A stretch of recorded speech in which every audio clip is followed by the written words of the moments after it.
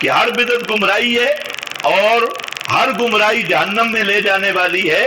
تو پیغمبر کریم نے بدعت شرعی جو احداث فی الدین ہے اس کی حقیقت بھی بیان کر دی اور اس پہ حکم لگایا کہ وہ ہر بدعت گمراہی ہے، اور جن علماء نے تقسیم کی ہے وہ بدعت لغوی کی تقسیم کر رہے ہیں، نہ کہ بدعت شرعی کی تقسیم کر رہے ہیں۔ اگر بالفرض اگر کسی عالم نے بدعت شرعی کی بھی کوئی تقسیم کرے تو رسول کے مقابلہ میں کسی عالم کے قول کی کوئی حیثیت ہی نہیں۔ محتشم حضرات، آپ نے بکھر کے ایک جو مولوی ہے اس کا کلپ سماعت کیا ہے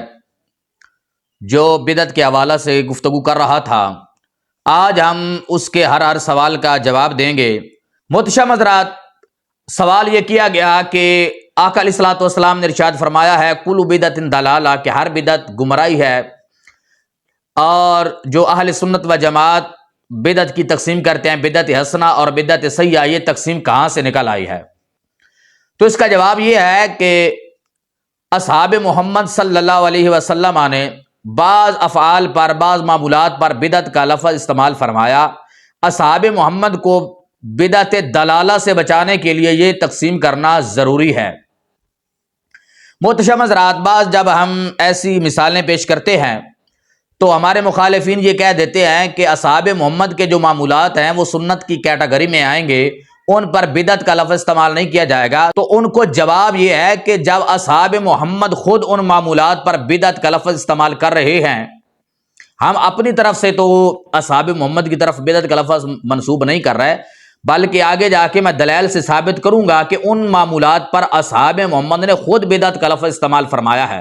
سوال یہ ہے کہ کیا اصحاب محمد کو بدعتیں ایجاد کرنے کی اجازت تھی؟ اور آقا علیہ الصلوۃ والسلام کا جو فرمان ہے من احدث فی امرنا ما لیس منہ فہو رد، یہاں من عموم کے لیے ہے۔ حضرت صدیق اکبر رضی اللہ تعالی عنہ سے لے کر آخری مسلمان تک ہر مسلمان اس میں شامل ہے، ہر مسلمان کے لیے حکم بیان کیا گیا ہے۔ اور کیا اگر کوئی صحابی بدعت ایجاد کرے گا تو کیا وہ جائز ہو جائے گی؟ محتشم حضرات، دوسری ان کو ہم ایک پھکی دینا چاہتے ہیں کہ جہاں سے تم نے بدعت لغوی اور بدعت شرعی کی تقسیم کی ہے وہیں سے ہم نے بدعت حسنہ اور بدعت سیئہ کی تقسیم کی ہے۔ بخاری شریف کی جو حدیث ہے، حضرت عمر رضی اللہ تعالیٰ عنہ نے فرمایا نعم البدعۃ ہذہ، یعنی با جماعت نماز تراویح کو جو بدعت کہا گیا وہاں لفظ نعمہ استعمال کیا گیا۔ تو ہمارے مخالفین کہتے ہیں یہاں سے مراد لغوی بدعت ہے اور بدعت حسنہ مراد نہیں ہے۔ محتشم حضرات،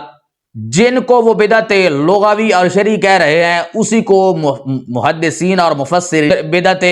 حسنہ کہا ہے، اور سوچنے کی بات یہ ہے کہ احادیث میں بدعت لغوی اور بدعت شرعی کی تقسیم موجود نہیں ہے، بدعت حسنہ اور بدعت سیئہ کی تقسیم موجود ہے۔ اسی حدیث میں نعم البدعۃ ہذہ، لفظ نعمہ جو ہے یہ حسنہ کے مترادف ہے، اور من سن فی الاسلام سنتا سیئۃ جو مسلم شریف کی حدیث ہے یہاں سے بدعت سیئہ مراد ہے۔ محتشم حضرات،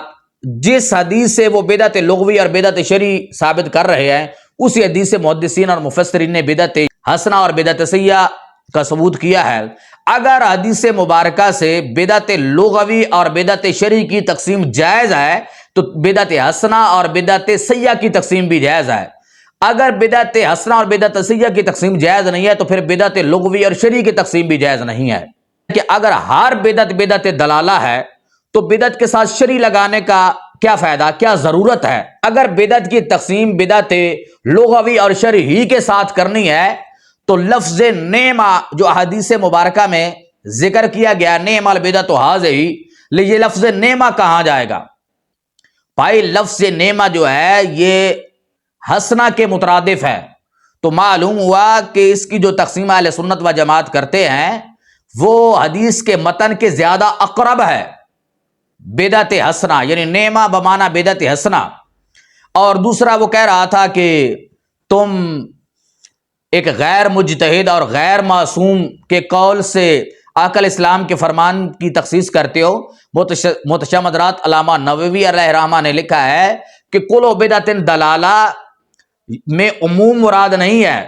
تخصیص کی دلیل من سن فی الاسلام سنتن حسنتن، یہ تخصیص ہے اس کی، یعنی آقا علیہ الصلوۃ والسلام کے فرمان کی سرکار کے فرمان کے ساتھ تخصیص علماء نے بیان فرمائی ہے۔ دوسرا جو حضرت امام شافعی رحمہ اللہ کا علماء نے قول ذکر کیا ہے، امام شافعی رحمہ اللہ مجتہد ہیں، وہ کہہ رہا تھا غیر مجتہد کی بات تم دلیل بنا رہے ہو۔ علامہ ابن حجر اسقلانی رحمہ اللہ نے فتح الباری شرح صحیح بخاری کی جلد نمبر 13 اور صفحہ نمبر 253 پر، اور علامہ ذہبی رحمہ اللہ نے سیر و اعلام النبلاء کی جلد نمبر 8 اور صفحہ نمبر 266 پر امام شافعی رحمہ اللہ کا یہ قول ذکر کیا ہے جو آپ نے بدعت کی تقسیم کی ہیں، یعنی بدعت حسنہ اور بدعت سیئہ۔ ہم بات یہ کر رہے تھے کہ یہ بدعت کی جو تقسیم ہے یہ ضروری ہے، تو اب ہم وہ احادیث مبارکہ پیش کر رہے ہیں جن میں اصحاب محمد نے خود بدعت کو اچھی بدعت کہا ہے، نعم البدعت کہا ہے۔ مثال کے طور پر صحیح بخاری میں کی حدیث نمبر 2010 ہے، نماز تراویح کی جو جماعت ہے، اس کو آقا علیہ الصلوۃ والسلام نے 3 دن جماعت کے ساتھ نماز تراویح پڑھائی۔ حضرت عمر رضی اللہ تعالیٰ عنہ نے ہمیشہ کے لیے جماعت کے ساتھ اصحاب محمد کو حکم فرمایا اور فرمایا نعم البدعۃ ھذہ، فرمایا یہ اچھی بدعت ہے۔ لفظ نعمہ جو ہے یہ بدعت حسنہ کے معنی میں ہے۔ اور اس کے علاوہ آئیے حضرت اما عائشہ صدیقہ رضی اللہ تعالی عنہا اور حضرت ابن عمر رضی اللہ تعالی عنہ ہو کا یہ موقف ہے کہ آقا علیہ الصلوۃ والسلام نے چاشت کی نماز نہیں پڑھی، اگرچہ آقا علیہ الصلوۃ والسلام سے چاشت کی نماز پڑھنا ثابت ہے۔ جب حضرت عمر رضی اللہ تعالیٰ عنہ کے شہزادے حضرت عبداللہ نے لوگوں کو مسجد نبوی میں نماز پڑھتے دیکھا اور حضرت عبداللہ بن عمر رضی اللہ تعالیٰ عنہ سے پوچھا گیا نماز چاشت کے حوالہ سے، تو حضرت عبداللہ بن عمر رضی اللہ تعالیٰ عنہ نے فرمایا فقال بدعۃ، فرمایا یہ نماز چاشت جو ہے یہ بدعت ہے۔ یہ بخاری شریف کی حدیث نمبر 1775 ہے۔ محتشم حضرات، علامہ ابن حجر اسقلانی رحمہ اللہ نے فتح الباری شرح صحیح بخاری جلد نمبر 3 اور صفحہ نمبر 67 پر روایت نمبر 1676 کے تحت 2 حدیثیں ذکر کی ہیں کہ حضرت عمر، آپ نے فرمایا کہ حضرت ابن عمر رضی اللہ تعالیٰ عنہ سے یقینی طور پر یہ ثابت ہے کہ حضرت عمر رضی اللہ تعالیٰ عنہ نماز چاشت کو محدثہ کہتے تھے، اور آپ فرماتے تھے وَإِنَّهَا لَمِنْ أَحْسَنِ مَا أَحْدَثُوا، فرمایا یہ نماز چاشت جو اچھی اچھی چیزیں لوگوں نے ایجاد کی ہیں اس کا شمار ان میں سے ہے۔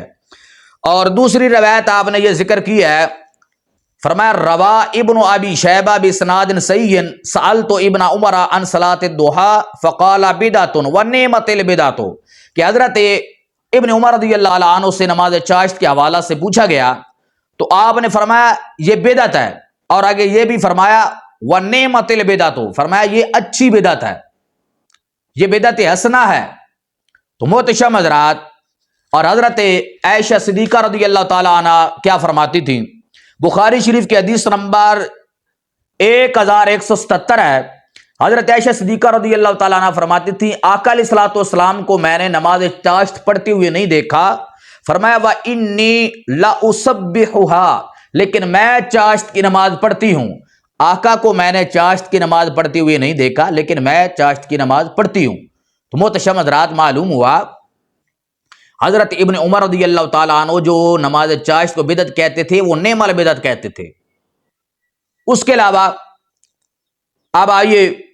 جو دوسری آذان ہے، یعنی